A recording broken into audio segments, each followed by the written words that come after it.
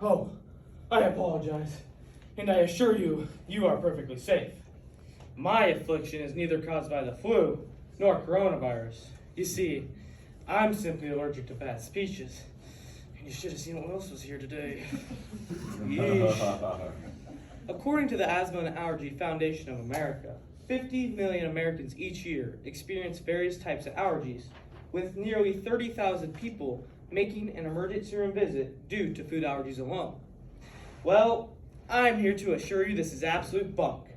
Bad speeches may make me want to gouge my eyes out with one of those tiny straws that come with a Capri Sun, but I possess no allergy to the phenomena, and neither do you, and neither do any of us.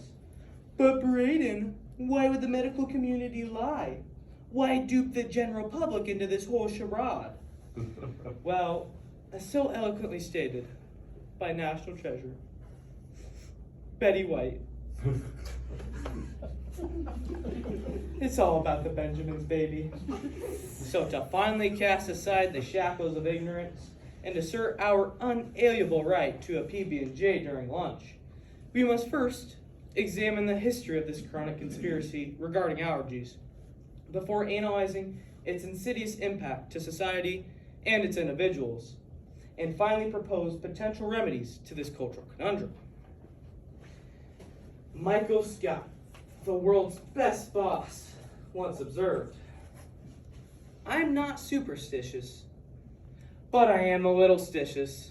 This level of distrust is precisely what we need in an environment so willing to pull the wool over our eyes. Because when Big Pharma and Uncle Sam join forces, nobody's safe." Initially blown out of proportion by the federal government, following the Vietnam War as a way to distract us from their illegal soldier lottery. Draft. Allergies of all types now litter the societal zeitgeist, from foods and household pets, and plants to insects. One can't escape the allergen warnings aimed at enriching corporations such as Highland, General Mills, and ConAgra Food, who market nut-free peanut butter and non-lactose milk, and with revolutionary products comes inflated prices. For example, a jar of the stuffed Choosy Moms chews retails for just under $6, while a jar of I Can't Believe It's Not Peanut Butter, which Gordon Ramsay described as tasting of Gandhi's flip-flop, costs near a double. Though shocking, the fraud doesn't end there. Welcome to the wonderful world of medical malpractice. While examining epinephrine and its delivery system, the EpiPen, we notice Meridian Medical is gouging the general public to the tune of up to $700 a syringe. And when your favorite pastime is stuffing Halloween candy with needles, this really adds up. Where are my manners? You look a tad hungry. Snickers? A firm understanding of this cultural conundrum is useless without a thorough analysis of the harms put upon society and its individuals.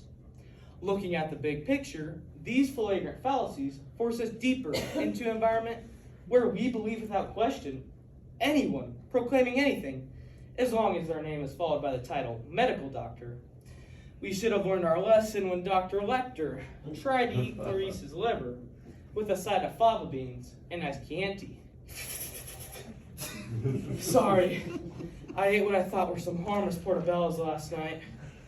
Urgent care said it looked like a simple reaction, but my sketchy uncle, who lives in a van down by the river, assures me that it's just from the special batch, and I'll fully recover in a few weeks. I refuse to take any medication developed to fight these imaginary allergens. Before we know it, the government will abandon its plight to save the bees, reintroduce DEET at a high enough concentration to take down a deranged moose.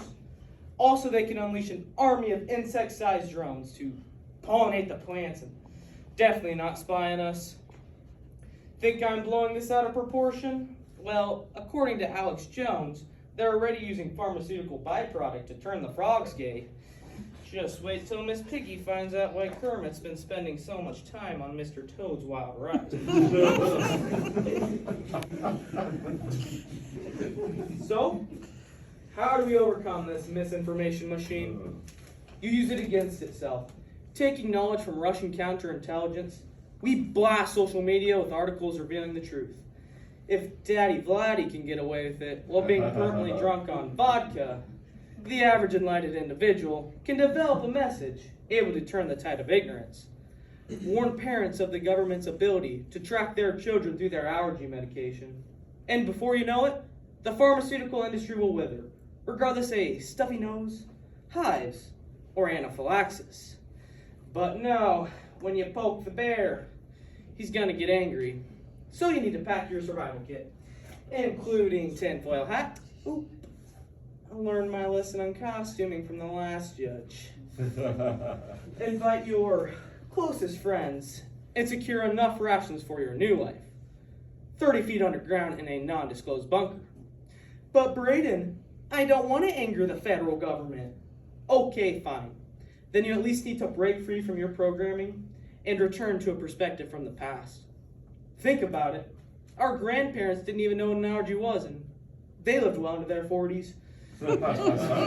When they got to rest from a hard day of storming the war-torn beaches and were offered a bag of milk, do you think they said they couldn't drink it because they were lactose intolerant? No, they ate what they could get their hands on, whether it be moldy bread or goat's eyeballs. Society must go back to this way of thinking. No more wow butter or almond milk.